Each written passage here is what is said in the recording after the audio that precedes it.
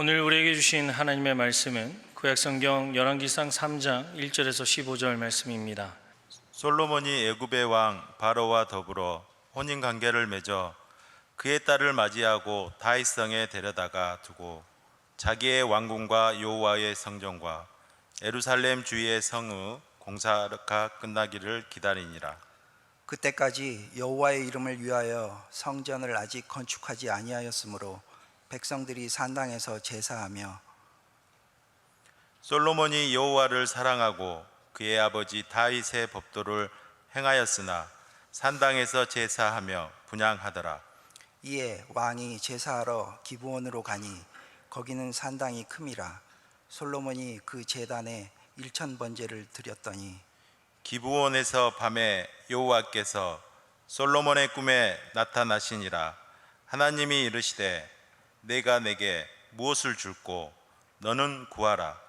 솔로몬이 이르되 주의 종 내 아버지 다윗이 성실과 공의와 정직한 마음으로 주와 함께 주 앞에서 행함으로 주께서 그에게 큰 은혜를 베푸셨고 주께서 또 그를 위하여 이 큰 은혜를 항상 주사 오늘과 같이 그의 자리에 앉을 아들을 그에게 주셨나이다. 나의 하나님 여호와여, 주께서 종으로 종의 아버지 다윗을 대신하여 왕이 되게 하셨사오나 좋은 작은 아이라 출입할 줄을 알지 못하고 주께서 택하신 백성 가운데 있나이다. 그들은 큰 백성이라 수요가 많아서 셀 수도 없고 기록할 수도 없사오니 누가 주의 이 많은 백성을 재판할 수 있사오리까? 듣는 마음을 종에게 주사 주의 백성을 재판하여 선악을 분별하게 하옵소서. 솔로몬이 이것을 구하매 그 말씀이 주의 마음에 든지라. 이에 하나님이 그에게 이르시되 내가 이것을 구하도다. 자기를 위하여 장수하기를 구하지 아니하며 부도 구하지 아니하며 자기 원수의 생명을 멸하기도 구하지 아니하고 오직 송사를 듣고 분별하는 지혜를 구하였으니 내가 내 말대로 하여 내게 지혜롭고 총명한 마음을 주노니 내 앞에도 너와 같은 자가 없었거니와 내 뒤에도 너와 같은 자가 일어남이 없으리라. 내가 또 내가 구하지 아니한 부귀와 영광도 내게 주노니 내 평생의 왕들 중에 너와 같은 자가 없을 것이라. 네가 만일 내 아버지 다윗이 행함같이 내 길로 행하며 내 법도와 명령을 지키면 내가 또 내 날을 길게 하리라. 솔로몬이 깨어보니 꿈이더라. 이에 예루살렘에 이르러 여호와의 언약궤 앞에 서서 번제와 감사의 제물을 드리고 모든 신하들을 위하여 잔치하였더라. 아멘. 아멘. 열왕기상을 통해서 우리에게 주시는 하나님의 말씀입니다. 이 말씀을 통해서 우리에게 주고자 하는 메시지가 있는 것을 기억하면서 그 말씀 앞에 아멘하는 귀한 역사 함께 할 수 있기를 바랍니다. 어느 일상적인 가정, 이른 아침에 스마트폰 알람이 요란하게 울립니다. 아빠의 스마트폰입니다. 그런데 몇 번을 울려도 피곤한 아빠는 그냥 잠자리에서 그대로 일어나지 않았습니다. 엄마가 출동했습니다. 갖은 방법으로 설득하고 위협도 하고 잠을 깨워도 일어나지 않습니다. 이런 경우 아빠를 깨울 수 있는 것은 유치원 다니는 6살짜리 여자아이, 딸, 아빠는 딸 바보이기 때문에 그렇습니다. 그런데 6살짜리 딸아이가 아빠 귀에다 대고 소곤거리듯이 딱 한마디만 했는데 그렇게도 일어나지 않던 아빠가 딸의 그 한마디에 벌떡 일어나더랍니다. 6살짜리 딸아이가 아빠 귀에 대고 소곤거리던 그 말 한마디는 무엇이었을까요? 아빠, 술 먹으러 가자. 무슨 말에 반응하느냐? 바로 그 사람의 수준과 삶의 상태를 있는 그대로 말해 줍니다. 오늘 우리는 어떻습니까? 우리를 행동으로 옮기게 하는 말은 어떤 것입니까? 그것은 특별히 누구에게서 나온 이야기입니까? 적어도 오늘 우리가 믿음의 사람이라고 한다면 성경은 말합니다. 지혜가 길거리에서 소리치며 광장에서 외친다. 복잡한 길목에서 부르짖고 성문 어귀에서 외친다. 온갖 소리들이 우리 귀에 들려오는데 사실은 그 소리들에 섞여서 지혜, 곧 하나님의 음성이 곳곳에서 우리의 발길이 닿는 모든 곳에서 울려 퍼진다는 거예요. 듣고 계십니까? 자, 오늘 본문을 통해서 들려지는 그 음성은 어떤 것입니까? 오늘 본문 12절을 보면 내가 네 말대로 하여 내게 지혜롭고 총명한 마음을 주노니 내 앞에서 너와 같은 자가 없었거니와 내 뒤에도 너와 같은 자가 일어남이 없으리라. 오늘 본문 우리가 잘 알고 있는 솔로몬의 일천 번제에 대한 결론 부분입니다. 대단하지요? 솔로몬이 구한 지혜가 주의 마음에 들었고 그러므로 그가 구했던 지혜 그리고 그거 외에 구하지 아니한 것까지도 하나님이 주실 수 있는 모든 것을 다 주시겠다라고 하는 약속이니까요. 그런데 오늘 우리는 뒤이어서 경고처럼 말씀하시는 또 다른 하나님의 음성을 들을 수 있어야 한다는 거예요. 14절 볼까요? 네가 만일 내 아버지 다윗의 행함같이 내 길로 행하며 내 법도와 명령을 지키면 내가 또 내 날을 길게 하리라. 이 본문만 빠졌더라면 14절 이 본문 한 절만 없었더라고 한다면 그냥 스무스하게 연결될 것 같아 보이는데 앞뒤가, 그래서 우리는 질문할 수밖에 없습니다. 하지만 들었으니 그게 전부인가요? 아니나 다를까 솔로몬의 마지막을 보게 되면은 열왕기상 11장을 보게 되면 솔로몬의 나이가 많을 때에 그의 여인들이 그의 마음을 돌려 다른 신들을 따르게 하였으므로 왕의 마음이 그의 아버지 다윗의 마음과 같지 아니하여 그의 하나님 여호와 앞에 온전하지 못하였으니. 자, 여러분, 시작이 어땠다고요? 하나님께서 주시겠다고 말합니다. 그런데 그 주신 것을 통해서 소위 왕위에 있었던 40년 기간 동안에 이스라엘을 전무후무할 정도로 땅의 넓이부터 경제력부터 군사력부터 모든 것에 완벽한 상태를 만들어 놓은 그 마지막, 뭐라고요? 솔로몬의 나이가 많을 때에 그의 아버지 다윗의 마음과 같지 아니하여 그의 하나님 여호와 앞에 온전하지 못하였다. 그러면 우리가 구하고자 하는 그 지혜가, 솔로몬이 구했던 그 지혜가 무슨 의미가 있냐면 하나님께서 그들에게 주셨던 그 모든 것, 그 외에 구하지 않은 것까지도 주신다고 하셨는데 그것이 도대체 무슨 의미가 있냐라고 하는 거예요. 어쩌다 이렇게 되었을까요? 그래서 여러분들과 함께 말씀의 행간 읽기라고 하는 것을 좀 하고 싶습니다. 성경의 기록들은 모든 것들이 다 성경 기자가 일정한 기준을 따라서 의도적으로 기록해 놓았다라고 하는 거예요. 어쩌면 솔로몬의 출발점에서부터 바로 솔로몬의 마지막을 예견하고 있지 않는가라고 할 만한 일들이 오늘 본문에서도 곳곳에서 등장하고 있다고 하는 겁니다. 볼까요? 1절, 솔로몬이 애굽의 왕 바로와 더불어 혼인 관계를 맺어. 자, 우리는 이것을 정략결혼이라고 금방 이해를 합니다. 그도 그럴 것이 성경 원문을 보면 정혼하다라고 하는 말에 아라스라고 하는 단어가 분명히 따로 있습니다. 결혼하다, 바알이라고 하는 단어가 따로 있습니다. 근데 이런 단어들이 따로 있음에도 불구하고 여기서는 굳이 하탄이라고 하는 단어를 써서 그저 남녀가 사랑해서 결혼한다, 이것보다도 사위가 되다라고 하는 뜻으로 결혼 자체보다도 결혼을 통해서 형성되는 관계가 더 중요시 되는 바로 그런 말이 이 말이라는 거예요. 그래서 본문을 직역하자면 솔로몬 자신이 애굽 왕 바로와 동맹을 맺고 스스로를 바로의 사위가 되게 했다. 뭐죠? 한마디로 주변 모든 나라들이 당연시 했던 것처럼 하나님의 백성인 이스라엘에서도 소위 정략결혼을 통해서 애굽과의 화평을 누리고자 했다라고 하는 거예요. 문제는 애국과의 화평을 누리기 위한 외교적 방편으로 취한 정략결혼이라고 하는 이것이 결혼 그 자체로 끝나는 게 아니라는 거죠. 이스라엘 주변에 있는 수많은 나라들과 마찬가지로 또 정략결혼이라는 방편을 이용하게 됐고, 그래서 이 이방여인 바로의 딸과의 결혼을 계기로 해서 더 많은 정략결혼들이 이루어졌습니다. 그래서 열왕기상 11장에 보게 되면은 후궁의 수가 700이고 첩이 300명이었다라고 기록하고 있습니다.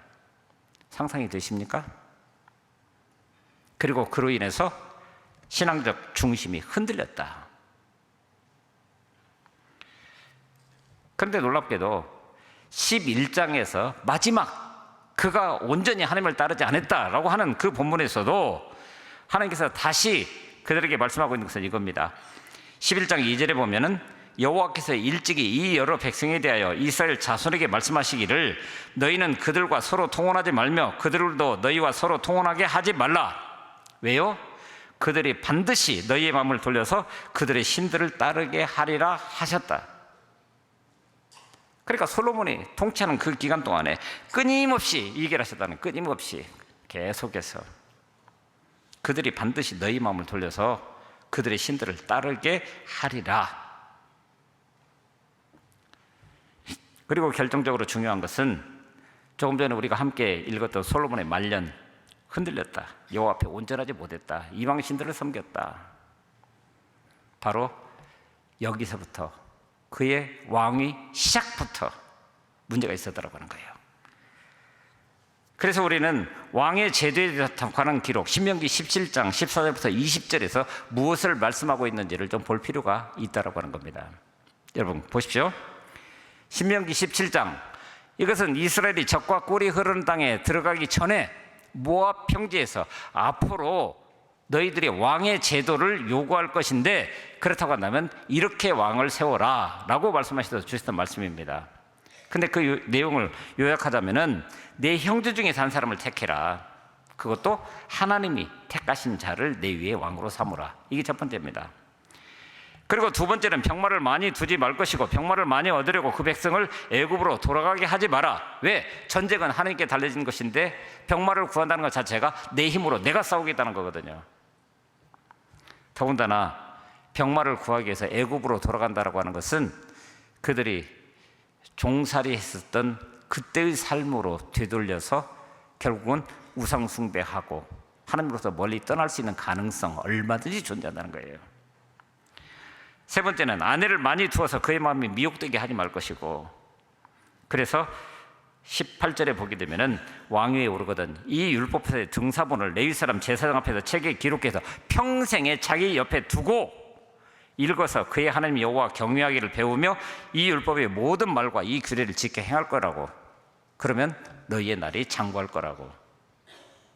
자, 그러면 솔로몬이 신명기에서 주셨던 그 말씀대로 했을 때 왕이 됨으로 인해서 그가 실제로 그 말씀을 따라서 행했던 것이 무엇입니까? 딱 하나 해당되죠. 바로 형제 중에서 한 사람을 택했다라는 것 외에는 다 무너졌다라고 하는 거예요. 그러니 솔로몬 이후는 말해서 무엇을 하겠습니까? 실제로 이스라엘에서 애굽으로 가는 그 길목에 보면 지금도 솔로몬의 병거사의 흔적이 남아 있습니다. 거대한 연못이 있고, 왜냐하면 말들을 수입해 와가지고 거기서 예루살렘까지 가기 전에 일단 머물러야 하는 거대한 병거석입니다. 더군다나 그 다음 말씀에 보게 되면 여호와의 성전과 자기의 왕궁이라는 말이 나옵니다.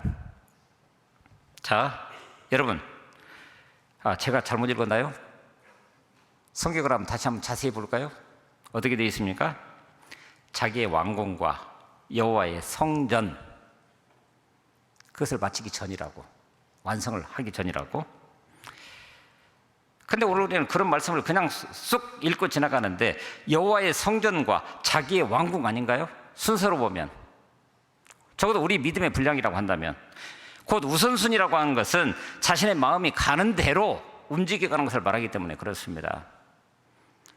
그런데 재미있는 것은 열왕기상 9장에 보면은 솔로몬이 이제 성전을 마무리 짓고 낙성식을 하고 난 그 다음에 하나님께서 그에게 다시 나타나서 다시 복을 약속하시는 말씀이 나옵니다.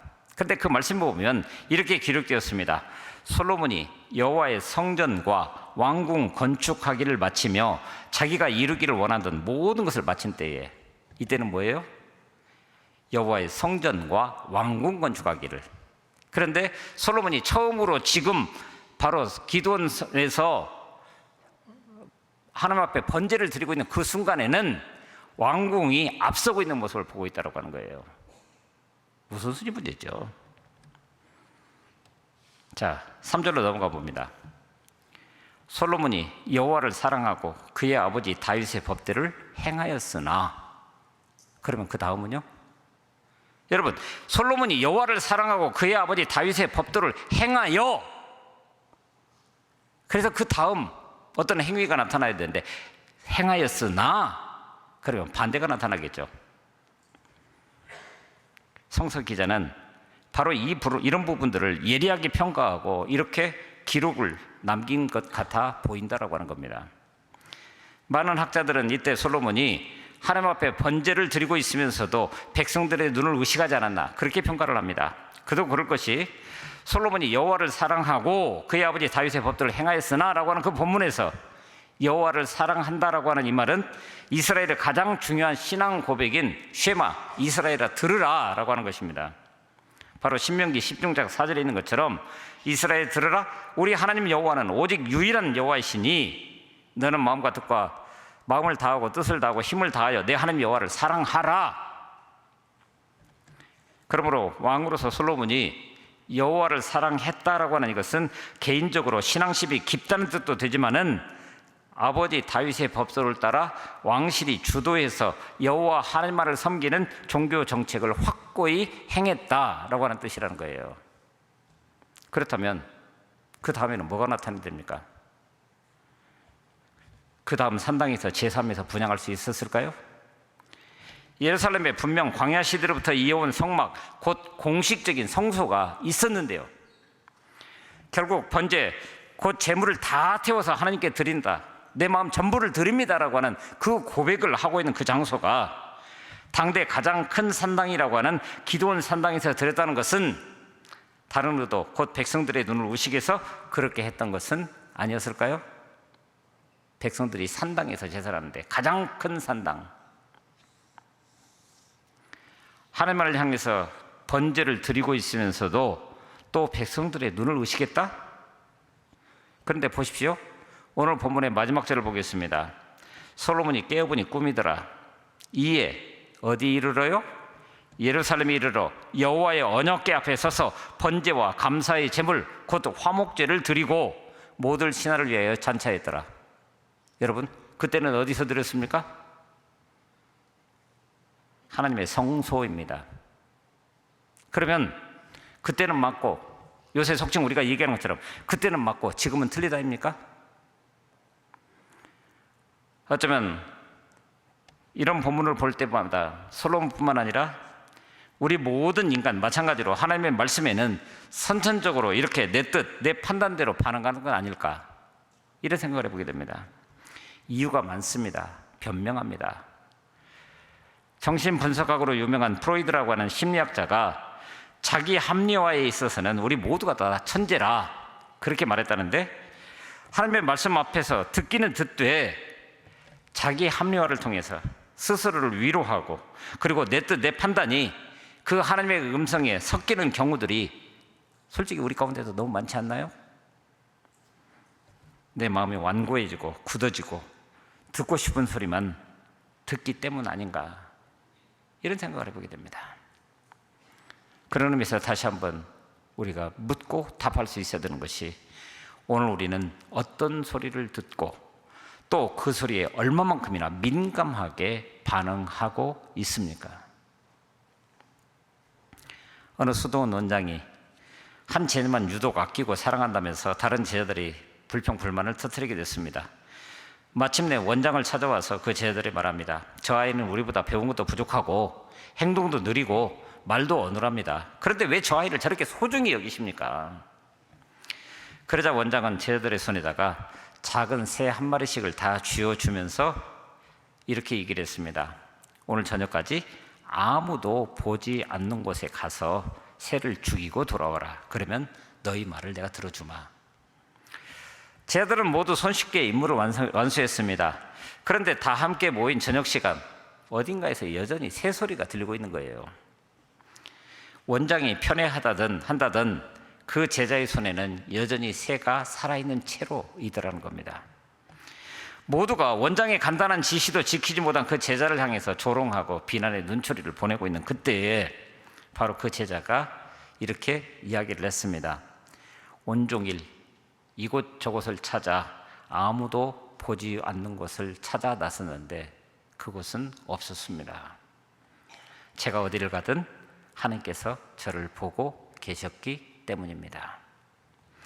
그제야 원장은 빙긋이 웃었고 다른 제자들은 부끄러움에 고개를 떨구고 말았다는 거예요. 여러분 어떻습니까?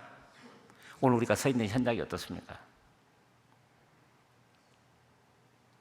세상의 많은 소리들에 뒤섞여서 하나님의 음성이 들려지는 것 같은 그런 세계. 그런데 적어도 오늘 우리의 믿음의 고백은 하나님이 우리와 함께 하신다. 그러면 그 함께 하시는 하나님은 우리에게 늘 말씀하시죠.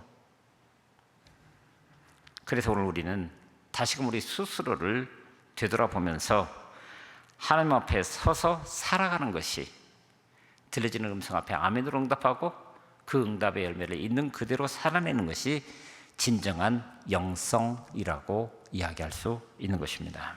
왜요? 하나님이 왜 그러시는가? 하지만 하나님은 어떻게 하시는가?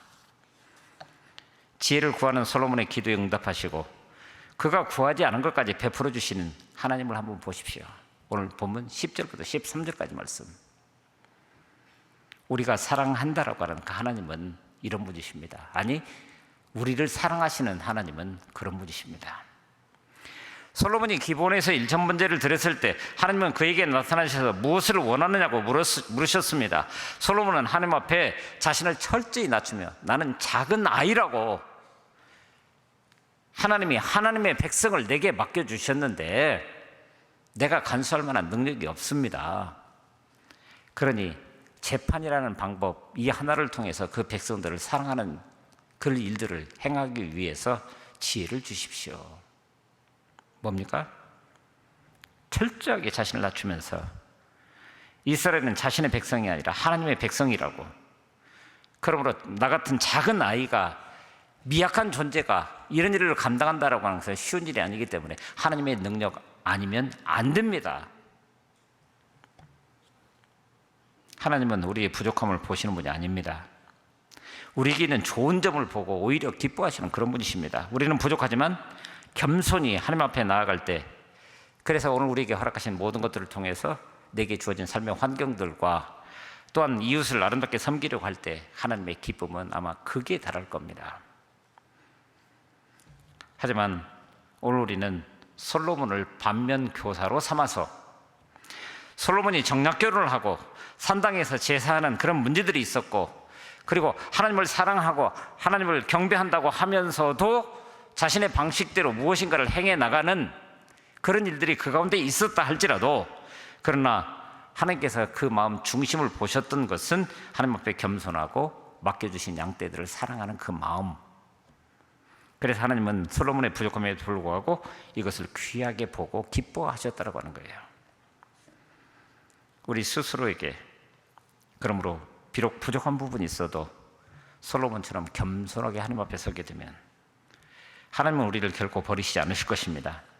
우리가 능력이 좀 부족하고 그러나 하나님의 뜻에 맞는 그 일들을 감당하고자 할 때, 애쓸 때 기도를 들어주십니다. 우리가 부족함에도 불구하고 쓰임받을 수 있는 이유, 그것은 우리에게 그 능력이 있는 것이 아니라 하나님이 그런 분이시기 때문에 그렇습니다. 미국의 유명한 정치가요 학자인 데니얼 웹스터라는 분이 계십니다. 그분이 국무장관을 지냈는데 어느 날 뉴욕의 한 호텔에서 20여 명의 저명한 인물들과 저녁 식사를 한 후에 서로 담소를 나누고 있었습니다. 그런데 그 대화에 이 웹스터라고 하는, 어쩌면은 그 모임의 좌장격인 그분이 조용히 이야기만 듣고 있으면서 아무 이야기도 하지 않고 있으니까 옆에 있던 사람이 대화에 들어올 수 있도록 이렇게 물었습니다. 웹스터 씨, 일생 당신의 마음속에 들어온 생각 가운데 가장 중요한 생각은 무엇입니까? 그러자 그는 이렇게 얘기를 했다고 합니다. 내가 지금 하는 모든 일, 이 다음 하나님 나라에 가서 내가 책임져야 한다는 생각입니다. 이 생각을 할 때마다 내 마음은 가장 엄숙해집니다. 여러분, 저와 여러분들의 삶, 우리 마음 중심, 그것도 마찬가지입니다. 분주하게 하루하루를 살다가 문득 방향을 잃어버린 나그네처럼 공허함과 어지러움이 밀려오는 그런 때 한두 번이 아니지 않습니까? 지금 나는 중요하지 않은 일을 하느라고 정작 해야 할 일을 하지 못하는 분주한 게으름뱅이는 혹시 아닐까? 이 일의 우선순위를 정할 때 오늘 우리의 기준은 무엇인가? 웹스터처럼 하나님 나라에 가서 책임져야 하는 썩지 아니할 것이 지금 오늘 우리를 통해서 뭔가를 드러내는 그런 모습이어야 하지 않겠습니까? 그래서 고린도전서 9장에 보면은 이기기를 다투는 자마다 모든 일에 절제하나니 그들은 썩을 승리자의 관을 얻고자 하되 우리는 썩지 아니할 것을 얻고자 함이니라. 하나님은 좀 부족한 사람도 쓰십니다. 비록 우리의 미래가 무너질 것 같은 그런 삶 속에서 내가 살아가고 있어도 하나님께서 쓰십니다. 그러므로 우리는 하나님이 기뻐하실 만한 것을 구할 수 있어야 합니다.